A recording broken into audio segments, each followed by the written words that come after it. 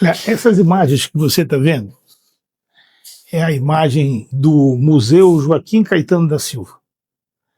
Bem, ele não começou com uma função de museu, mas de intendência. E este é um dos prédios mais antigos do Amapá. De Macapá, com certeza, o terceiro prédio. Então eu estou convidando você para vir dar um passeio no coração de Macapá. E aqui esse prédio, entre suas paredes, guarda muito mais que objetos. Guarda um legado, guarda uma história de um povo, o povo do Amapá. Quando você adentra nos umbrais do Museu Joaquim Caetano da Silva, é como se você entrasse num portal para o passado, para conhecer um pouco mais da nossa história. Aqui você vai conhecer objetos de personalidades políticas, da administração, da segurança do Amapá, que fizeram história. Então, Isto é Amazônia está lhe convidando. Venha conosco que você vai conhecer a belíssima e importante história de um prédio que foi construído no século XIX, mas que continua útil, servindo para guardar as nossas memórias. Vem comigo, vamos conhecer o Museu Joaquim Caetano da Silva? Então vamos.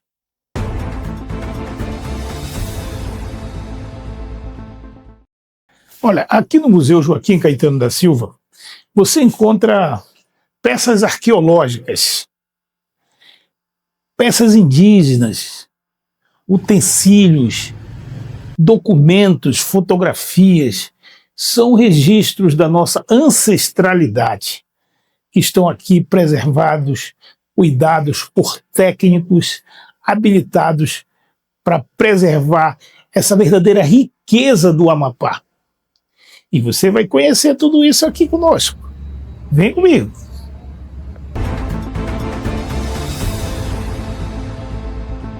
Olha só, nós estamos aqui no museu e aqui é o protótipo de uma casa do Ribeirinho. E aí eu pedi para o professor Burlan vir para cá para a gente, como a turma costuma conversar no interior, né? Na janela da casa, com a visita que chega, sempre muito bem atendida, porque o homem da Amazônia, o caboclo da Amazônia, ele sempre é muito cordial, receptivo, né? E a gente vai conversar com o professor Burlan, que é um grande historiador.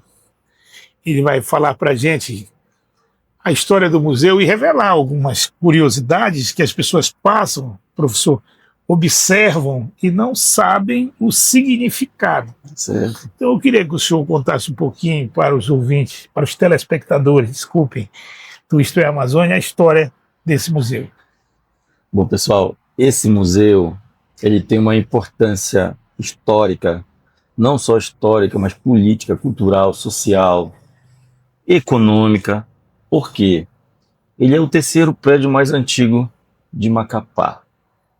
Em primeiro lugar vem a Igreja de São José, depois vem a Fortaleza de São José e depois esse prédio aqui, que é o mais antigo. Porque se a gente for olhar a cidade, são poucos os prédios preservados, os prédios históricos, né? O Museu Joaquim Caetano da Silva, ele é construído não com a finalidade de museu, ele é construído com a finalidade de ser um órgão administrativo, porque ele é fundado em 15 de novembro de 1895.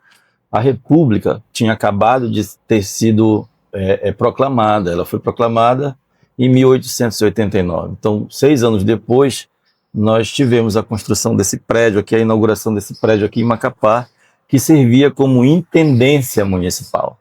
Uma outra curiosidade é a altura do pé direito desses prédios antigos.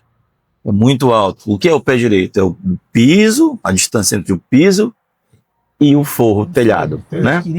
Então aqui eu tenho uma altura assim que foge do padrão tradicional, que hoje é 3 metros.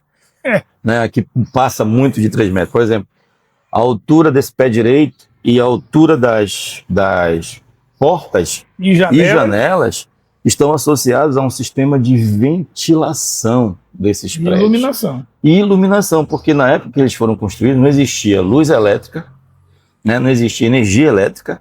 Então, por ser lugares que em algum momento do ano é muito quente, então a arquitetura entendeu que era importante fazer áreas iluminadas e arejadas. E para isso, as portas são muito altas, as janelas também são muito altas e o pé direito também é muito alto. Isso facilita a circulação do vento e da luminosidade. E por que Joaquim Caetano da Silva? Porque o Joaquim Caetano Pra da gente encerrar. Silva foi um grande pesquisador dessa região. Apesar de não ser daqui, de ter nascido no Rio Grande do Sul, ele escreveu várias coisas sobre as terras amapaenses, ainda no século XIX, que deram para o Barão do Rio Branco o subsídio científico para que ele pudesse apresentar a defesa para sair o laudo suíço em 1900, porque estava rolando aqui nesse momento a questão do Amapá, as disputas territoriais entre França,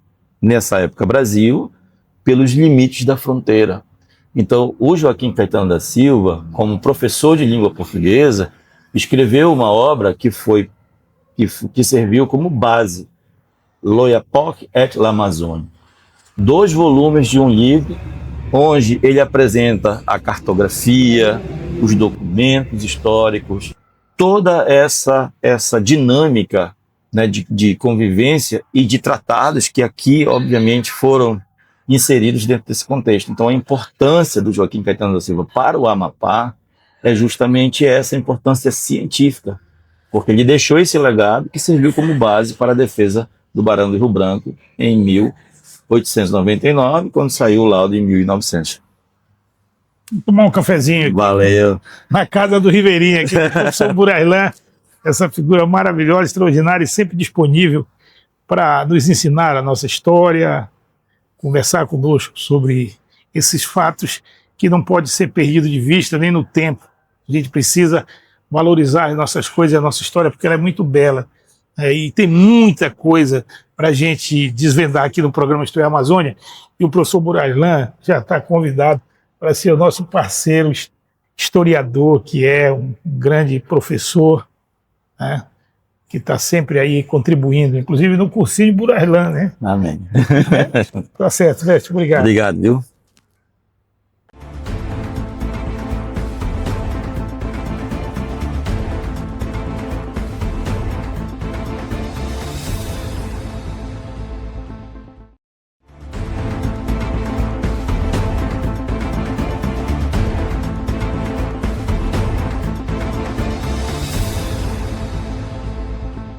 Cada peça preservada representa uma história. O museu protege fragmentos da vida de povos indígenas, comunidades tradicionais, ciclos econômicos e momentos marcantes da criação do antigo território federal do Amapá, até a sua transformação em Estado. Muita gente não. Assim, o Farias ele coloca muito isso. Que assim, o aniversário da cidade, no dia 4 de fevereiro, o pessoal pouco olha para cá. Faz todo um momento lá na frente da igreja, nesse espaço, né, na área do formigueiro, ali para cima, e esquece que esse prédio aqui foi a grande concentração por muito tempo do poder local, né? Ele foi no período da República, né, com a implantação que ele veio, foi implantado para ser intendência, que era o poder municipal na época. E em vários momentos, ele foi sede das prefeituras, dos municípios. Sim, né? Sede administrativa. Sede administrativa do governo municipal. Depois, com a implantação do território, foi a primeira sede de governo, foi a sede provisória. Mas muita gente nem passa pela memória das pessoas que isso aconteceu aqui. Né? E aí, esse espaço, no período da festa do quadro, no aniversário da cidade, por exemplo, ele é esquecido. As pessoas não olham, se a festa está acontecendo para lá, o pessoal está olhando para lá, em vez de olhar para cá. Que aqui é Que aqui foi. né, esse momento do poder municipal. A sede de poder durante muito tempo foi aqui. Ele já serviu como delegacia, como fórum, quando a gente mais tem tantas coisas já nesse espaço, já funcionou a imprensa oficial aqui, já funcionou a imprensa oficial, já teve o Ministério Público, se não me engano, já funcionou aqui dentro, então ele foi sede do poder judiciário, né? Três esferas de poder aqui. Então a gente teve assim, uma efervescência, né? As festas que tinham, né? Ficaram, também era usado esse espaço aqui. De vez em quando chegam algumas senhoras aqui mais idade, eles falam, eu vi uma festa aqui, aquele salão ali, sabe? As pessoas faziam em alguns bairros nesse espaço. Não era assim, quando fala a sede do poder, o pessoal se remete ou a casa, o Palácio do Setentrião, mas a vida social do poder, a casa do governador. Era esse espaço aqui. Porque esse prédio aqui, Roberto, ele é de 1895. Ele é o terceiro mais antigo da cidade. O primeiro é a igreja, o segundo é a fortaleza e o terceiro é esse aqui. Apesar de muita gente achar que a fortaleza é mais antiga. Né? Mas não é. Não é. É a igreja. A igreja foi fundada em 1761. A fortaleza foi fundada em 1782. E aqui é 1895. Ele fez 130 anos o ano passado. Em 15 de novembro de 1895 foi entregue esse prédio aqui. E aí, o ano passado, no 15 de novembro, ele fez 130 anos. E a gente conseguiu, né, depois de década, mais de uma década, a gente já teve aqui diretores, gerentes do museu, que já foi do Conselho de Cultura, e foi pautado várias vezes o pedido de tombamento, porque até então ele não tinha. E a gente conseguiu fazer uma articulação no ano passado, devido também a uma situação que estava acontecendo ao lado, estavam destruindo, derrubando. Foi comprado, né, o terreno, na verdade, aqui ao lado, e se destruiu o prédio que tinha, que era prédio comercial e residencial aqui do lado. Eu lembro. E aí começaram a demolir, e estava assim, de forma que estava correndo risco, o patrimônio estava correndo risco.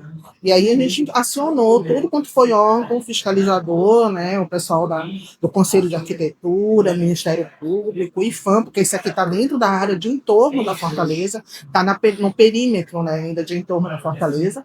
O perímetro ele se estende até aqui, o Garapé das Mulheres, Escola Barão do Rio Branco, e o nosso prédio aqui está contemplado, está dentro dessa área. Então, a gente conseguiu fazer a movimentação, chamamos o pessoal do Conselho de Cultura, minutamos, né, uma proposta de projeto de lei, e a gente conseguiu, disse, olha, está aqui, agora corre atrás de alguém que é para poder dar uma segurada. Assim, não é que a gente pode chegar alguém um dia e dizer, não, isso aqui não serve para nada, a gente precisa construir aqui um edifício residencial, não sei o quê. Pode ser que para frente seja. Mas pelo menos é uma garantia, a gente agora tem, foi agora em maio, junho, a gente conseguiu que fizesse um projeto de lei, que virou lei, que foi o fins de tombamento desse prédio. E aí, que peça? A gente já conseguiu, já saiu, mas já foi decretado. Pelo IFAM ou pela Assembleia Legislativa? Não, isso depende um tombamento pela Assembleia. E a gente está pedindo que seja feito o procedimento de um Conselho de Cultura, que é o conselho que faz o registro em livro. Hoje, no livro do Conselho de Cultura, o que está tombado é a Fortaleza de São José, que é o tombamento estadual. A gente não tem, porque a gente não tinha os livros com mudança de administração, aquela coisa que você falou, teve a intervenção, deveria ter tido, de certo modo, que até no Conselho de Cultura ao longo do tempo, porque a gente perdeu os livros de registro.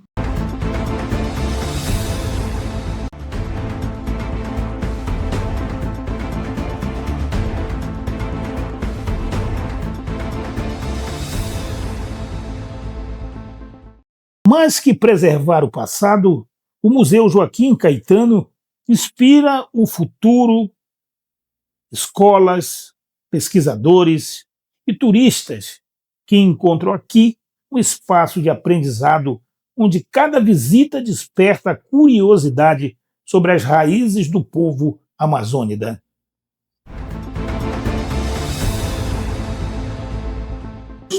O Conselho, né, não tinha assim, a formação de pessoas na área do patrimônio para gerir e pensar nessa questão A importância do dos acervo. prédios históricos, né, dos espaços, do patrimônio material e imaterial. Né? Então, a gente tem registrado a Fortaleza, porque tem um tombamento federal. Né? Então, o Conselho tem esse registro. Fora isso, tem muita coisa que já foi dado como para fim de tombamento pela Assembleia Legislativa, por força de lei, que ainda não está. O próprio Conselho ainda não tem esse controle do que foi de tudo, porque tem que vir na sequência. Ele não pode, por exemplo, registrar o Joaquim Caetano, que foi agora em 2025, e depois registrar um outro prédio que talvez tenha sido reconhecido pela Assembleia, que foi anterior ao nosso. Né? Ele teria que vir numa sequência. E não houve esse policiamento, né, essa diligência do Conselho em acompanhar esses momentos. Então, hoje a gente tem uma cadeira de patrimônio, que foi recentemente reconhecida, foi criada no Conselho. Tem uma pessoa que é da área do patrimônio também, que trabalha especialmente com o patrimônio material, e que a gente espera que nessa comissão consiga, né, fazer esse levantamento e consiga fazer esses registros para atualizar os livros. Né? Porque a gente tem cerca de 9 ou 10 livros de registro de patrimônio material e imaterial, e que estão todos atrasados, porque não houve esse acompanhamento do que estava acontecendo. Então, a ideia é que a gente, assim, o nosso pedido é que eles consigam organizar isso para que o nosso prédio entre nesse tombamento, né, entre nesse registro, porque ele só tem a força da lei. Ele tem a lei que considera ele para fim de tombamento. Aqui, por exemplo, essa questão da origem, do início, da história, parece assim que ela é secundarizada, de uma divulgação muito pouca, para a divulgação entender a importância. E muda nome de prédio, muda nome de rua. Então, este museu aqui, eu costumo sempre dizer que ele foi o mais negligenciado e mais saqueado da história da museologia do Amapá. Primeiro, assim, o nosso acervo institucional, ele é de origem do primeiro museu daqui do Amapá, que é o Museu Territorial, que foi criado ainda em 48, que era a data de chegada do Janari, que era 25 de janeiro, ele aproveitava para todo 25 de janeiro fazer um grande evento. E aí, em 25 de janeiro de 1948, ele criou o Museu Territorial, que funcionou dentro da Fortaleza de São José de Macapá. Né? E aí, nesse período, a arqueologia, quando a gente fala da arqueologia, a gente se remete muito ao IEPA, né? O núcleo de arqueologia do IEPA, que é de 2005. E não é. A arqueologia do Amapá foi com este museu. Sim. Né? E começou com este museu. E não era Joaquim Caetano da Silva ainda. Ele era no Museu Territorial. Em 48 ainda, 2 grandes arqueólogos norte-americanos foram convidados pelo Janari para fazer essas pesquisas aqui. O museu ele tinha a função de pesquisa no Estado, não era o IEPA, como a gente tem, que passa a ser na década de 90. A função de pesquisa de minério, de plantas, né, de árvores, de arqueologia, tudo era o museu que fazia. Então, ele era um grande gabinete de curiosidades. Você tinha de tudo dentro do museu. Depois ele criou, foi paralelo, criando o Museu Industrial. Aí ele passou a ser o Museu de Plantas Medicinais Valdemiro Gomes. Isso ainda sem extingui-lo. E, ao mesmo tempo, ele foi mudando de lugar. O museu saiu da Fortaleza, ele já funcionou dentro do Macapá Hotel, já funcionou na antiga olaria, né? Já funcionou aonde hoje está o espaço do IEPA, que é o Núcleo de Arqueologia, que era onde funcionava o Museu Sacaca antes da exposição a céu aberto. Ele já veio para a Avenida Fato, ele voltou para Fortaleza, então ele já perambulou muito. E aí, nessa perambulação, logicamente que a gente perde acervo, perde a memória, perde documento, né, perde registro, e a gente agora está com essa missão de tentar recuperar isso. Porque, assim, por exemplo, esses 2 pesquisadores que vieram naquela época, cadê o material que eles deixaram? Eles foram chamados e foi montado um conjunto de peças arqueológicas que foi deixado, uma no Museu Territorial, a outra foi levada para o Museu Goethe, o outro foi levado para o Museu Smithsonian, o outro foi levado para o Museu Nacional, que a gente tem uma coleção do Amapá, né? E o outro para o Museu de Washington. Cadê a coleção do Amapá? Os outros estão com suas coleções lá. Mas a do Amapá a gente a gente não identifica. Boa parte do material museológico, arqueológico, Amapá, histórico e historiográfico está no Museu Emílio Guild. Boa Muitos parte. registros, né? Boa Daqui da parte. nossa história está no Sim. Emílio Guild. Porque assim, antes, até ser o território, todo o trabalho, tipo assim, até depois do território, até em estado, o Guild era o parceiro para fazer esse trabalho de arqueologia. Né? E aí a equipe do Guild, assim, a gente começou a andar por aqui ainda no período do conflito lá no Amapá. Sim. Né? O Guild veio para cá nessa época, mas por conta desse conflito lá, para saber. Ele veio dar uma olhada, né, a pedir a mando para ver como é que estavam as coisas por aqui e fazer o relatório. Nisso, ele já passou ali pela área do Purru, né, para um monte de Purru para aquilo ali, que é para lá para o lado do Amapá, Calçoí, e encontrou já umas peças arqueológicas que fizeram parte das primeiras coleções do Guild, daqui do Amapá lá. Ao mesmo tempo, ele tinha um outro colega dele, que era o Ferreira Pena, que estava aqui pela região do Maracá, porque eles receberam um morador local com uma peça, né, e acharam interessante, já procede lá para cá. Mas a gente, assim, o que o pessoal sempre diz, tem uma coleção que o pessoal foi levado no final de 90, que o pessoal diz, quando o Amapá tiver as condições adequadas para condicionar o acervo arqueológico, o Guild vai devolver esse material. Não existe mais essa possibilidade. O Guild já tombou com um acervo federal permanente deles.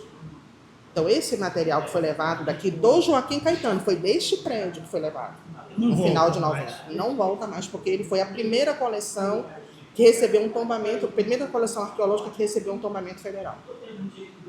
Ele já está registrado lá, esse material não volta. Mas a gente também tem peças belíssimas, tem tanto material, a gente não tem mais aonde colocar tanto material. Porque a gente vai cavar um buraco no quintal e encontra material arqueológico.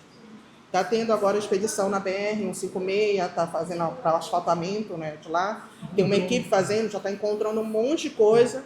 E assim, as reservas da Unifap já estão bem cheias, as reservas do IEPA estão sendo cada vez mais expandidas e não está conseguindo, assim, vai olhar, vai terminar barrando lá na farmácia ou vai ter que derrubar o prédio administrativo daqui no tempo. Não tem mais espaço. Mas as primeiras coleções de arqueologia do Amapá estão no Joaquim Caetano. Tá certo. Acho que sobreviveram.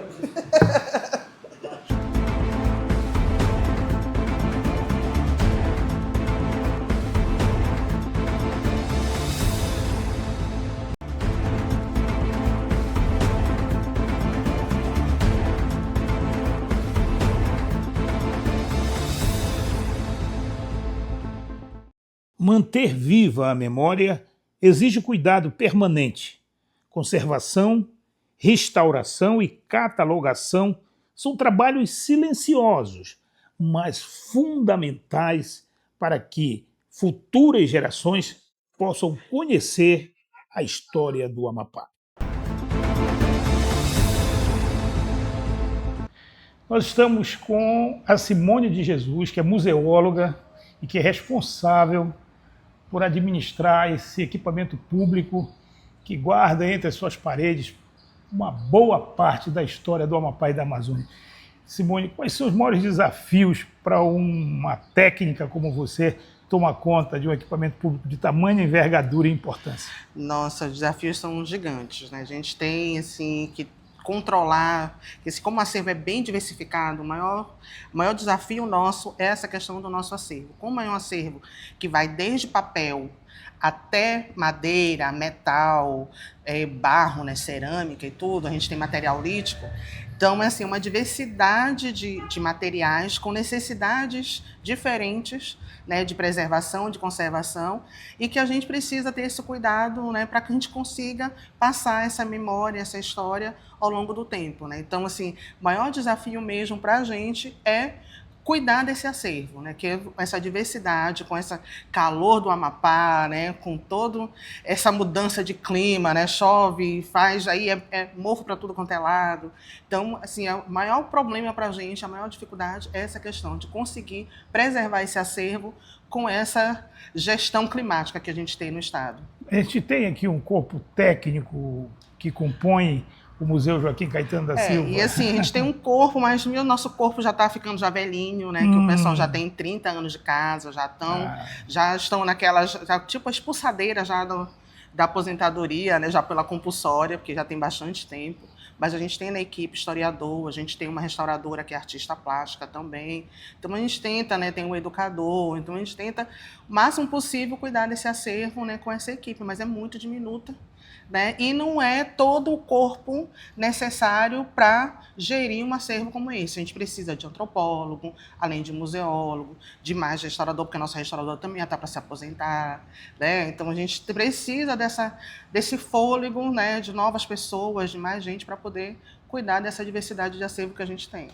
Bom, aqui, com certeza, vocês recebem visita de escolas, de alunos. A gente tem uma diversidade que a gente tem desde pequenininho, de 5 anos, a doutores. Né? Assim, o pessoal que faz concurso público, né, que, principalmente quem vem de fora e até os próprios amapaenses, quando chega aqui para fazer as provas, no final de semana, lota porque quer conhecer um pouco da história, né, porque vai cair na prova, essa coisa toda. Então, a gente tem um público bem diversificado. E a gente precisa de linguagens, né? Então, assim, o que faz a diferença é o nosso recepcionista, é o nosso guia. É ele que vai administrar essa fala para trabalhar desde pequenininho até, né, já os pós-graduados, né? A gente recebe muito universitário também, né, o pessoal das universidades locais.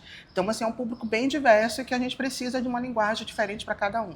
E esse é um espaço histórico, né? Então a gente não reforma, a gente restaura. Está passando por esse processo de restauro aqui, de obras? É bem complicado essa questão de restauro, porque a gente tem poucas empresas aqui que façam esse trabalho. A maioria habilitada. Assim, o que a gente tem é empresa que faz reforma. Né? E o governo também, né? A gestão agora que está mudando um pouco isso e colocando nos seus credenciamentos empresas de restauro também. Que a gente precisa, né? O patrimônio histórico precisa dessa revitalização. Mas a boa parte são empresas de fora, quando lança a licitação, que ganha a licitação e vem fazer o serviço. Então, assim, hoje a gente está passando por um processo que é de reforma, né? Não é de restauro, mas a gente tem um projeto que está em encaminhamento, que é com parceria do novo PAC, é um recurso do IFAM, Patrimônio Histórico, para elaborar uns projetos que a gente vai fazer uma reformulação no Joaquim Caetano.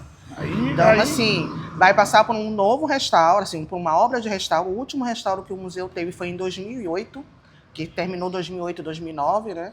E aí ele vai passar por um novo processo de restauro, porque a empresa de reforma vem, aí às vezes, é uma madeira de lei, aí para baratear o custo, orça para baixo, né? E bota uma madeira de segunda. Então, isso prejudica o patrimônio. Né? Então, a gente está com esse projeto para a elaboração dos projetos de restauro, é o projeto executivo de arquitetura, engenharia, e com isso a gente também vai aproveitar e repensar a exposição. Então, mais daqui a algum tempo, o Museu Joaquim Caetano vai estar com outra cara, né? Vai estar de cara nova com essa reformulação. Vamos olhar para ali e fala para o amapaense a importância dessa casa que você administra com tamanho amor, a gente percebe isso em você. O Joaquim Caetano, assim, por ele ser o museu mais antigo, né, o seu histórico, né, de acervo e a sua memória histórica, ele termina sendo um pouco esquecido. E também por conta dos processos, né? Ao longo a gente já conversou um pouco das mudanças que eles tiveram. Então a gente está dentro de um prédio de 130 anos, é o único exemplar, né, do século XIX, ele é do final de 1895, né, então é um prédio histórico que tem um acervo riquíssimo, né, e que as pessoas precisam conhecer. A história do Amapá também está aqui nesse espaço. Né? A gente está trabalhando a história da arqueologia também nesse espaço. Parte dessa memória está aqui em exposição e está em nossos acervos. Então, é trazer, né, para as pessoas nos seus finais de semana, nas suas folguinhas, o que puder fazer, dar uma voltinha, vem conhecer esse acervo, né, será muito bem-vindo, recepcionado e tratado pela nossa equipe, para que conheça um pouco dessa história e desse espaço, né, que conta essa história amapaense. Vamos apontar o dedo para ele dizer isto é Amazônia? Vamos lá? Isto é Amazônia. O programa Isto é Amazônia está chegando ao seu final. E nós agradecemos a você que nos prestigia com sua audiência todos os sábados aqui no SBT e também no YouTube. Inclusive, convido você a se inscrever no canal, a compartilhar, a nos ajudar a divulgar a história do Amapá. Fica mais do que denotado aqui que o povo que não conhece a sua história, não conhece o seu passado, e o Museu Joaquim Caetano da Silva, ele é um equipamento público que guarda essa memória, com todo esse material histórico, colonial, de urnas, documentos, fotografias, objetos, tudo. Tudo que tem aqui é seu, é meu, é nosso. Nós temos que ter esse sentimento de pertencimento, de orgulho da história do Amapá. Nós contamos a história do Museu Joaquim Caetano, desse gaúcho, cientista, que, como o professor Burarlan falou, contribuiu, inclusive, com suas pesquisas para que aquela questão do contestado entre o Brasil e a França, José Maria da Silva Paranhos, o Barão do Rio Branco, o laudo suíço, lembra? Pois é, serviu de base para delimitar a fronteira entre o Brasil e a França e as nossas terras. Por isso, temos aí o Oiapoque, Araguari, enfim. Visite o museu, prestigie, ali tem profissionais dedicados, comprometidos com a nossa memória e com a nossa preservação.